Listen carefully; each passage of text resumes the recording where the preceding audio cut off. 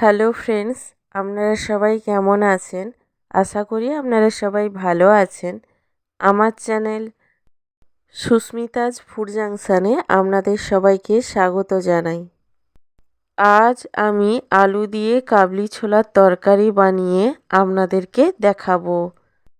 এই রান্নাটির জন্য আমি উপকরণ হিসেবে নিয়েছি 150 গ্রাম কাবুলি ছোলা, যেটা আমি 8 থেকে 9 ঘন্টা ভিজিয়ে রেখেছিলাম।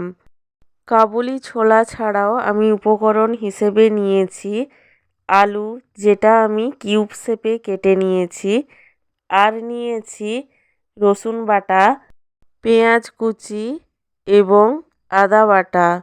মশলার মধ্যে নিয়েছি স্বাদ অনুযায়ী নুন, হলুদ গুঁড়ো, লঙ্কার গুঁড়ো, সামান্য চিনি এবং দারুচিনি।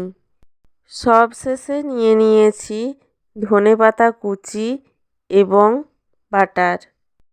এই রান্নাটি করার জন্য আমি প্রথমে কাবুল ছোলা এবং আলুটা সেদ্ধ করে নেব।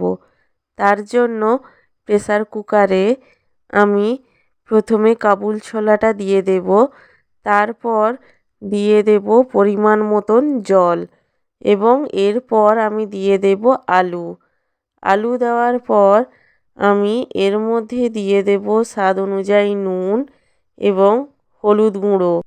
নুন এবং হলুদ গুঁড়ো দেওয়ার পর আমি কুকারের চাপাটা লাগিয়ে দেব এবং হাই ফ্লেমে 3টে সিটি পড়া পর্যন্ত অপেক্ষা করব।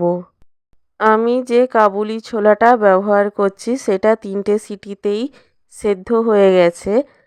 আপনারা যে কাবুলি ছোলা ব্যবহার করবেন সেটা সেদ্ধ করতে যদি কুকারে বেশি সিটি দিতে হয় তবে দিয়ে দেবেন।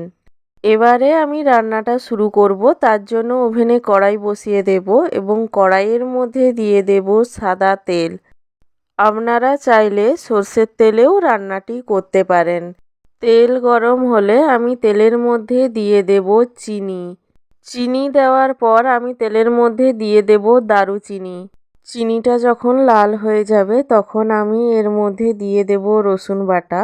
রসুন বাটা দেওয়ার পর সামান্য নেড়েচেড়ে নেব, তারপর আমি দিয়ে দেব পেঁয়াজ কুচি। পেঁয়াজ কুচি দেওয়ার পর আমি এটাকে ভালোভাবে কষিয়ে নেব। পেঁয়াজ ভালোভাবে কষানো হয়ে গেলে আমি এর মধ্যে দিয়ে দেব আদা বাটা। আদা বাটা দেওয়ার পর আমি আদাটাও ভালোভাবে কষিয়ে নেব যাতে আদা গন্ধ না করে। আদাটা যখন ভালোভাবে কষানো হয়ে যাবে তখন আমি এর মধ্যে দিয়ে দেব লঙ্কা গুঁড়ো। লঙ্কা গুঁড়ো দেওয়ার পর আমি মশলাটা আবারও ভালোভাবে কষিয়ে নেব। ভালোভাবে যখন মশলাটা কষানো হয়ে যাবে তখন এর থেকে তেল ছাড়তে শুরু করবে।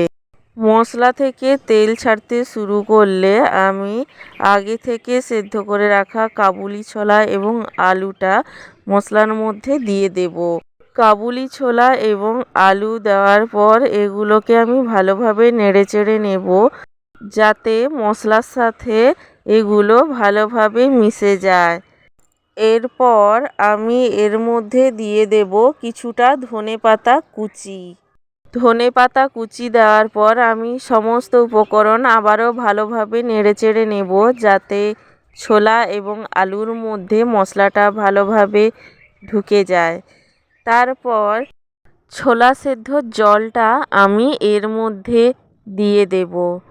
ছোলা সেদ্ধর জল দেওয়ার পর আমি খুন্তি দিয়ে ভালোভাবে সমস্ত কিছু নেড়েচেড়ে নেব যাতে কড়ার গায়ে যে মশলাগুলো লেগে আছে সেগুলো এই তরকারির সাথে মিশে যায়। 5 মিনিট পর গ্রেভিটা ফুটে যখন গাঢ় হয়ে আসবে তখন আমি বাকি ধনেপাতা কুচিটা ওপর থেকে ছড়িয়ে দেব। ধনেপাতা কুচি ছড়িয়ে দেওয়ার পর আমি কাবুল ছোলার তরকারিটা ভালোভাবে নেড়েচেড়ে নেব। তারপর আমি কাবুল ছোলার তরকারিটা একটি পাত্রে নামিয়ে নেব এবং ওপরে দিয়ে দেব বাটার। বাটার দেওয়ার পর আমি গরম গরম পরিবেশন করব আলু দিয়ে কাবুল ছোলার তরকারি। আপনারা এটা ভাত, রুটি, পরোটা, লুচির সাথে খেতে পারেন।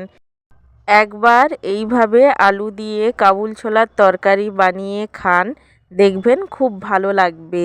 ভালো লাগলে আমার চ্যানেলটিকে সাবস্ক্রাইব করে পাশে থাকবেন এবং লাইক কমেন্ট শেয়ার করতে একদমই ভুলবেন না। আর ভিডিওটি দেখার জন্য আপনাকে জানাই অসংখ্য ধন্যবাদ।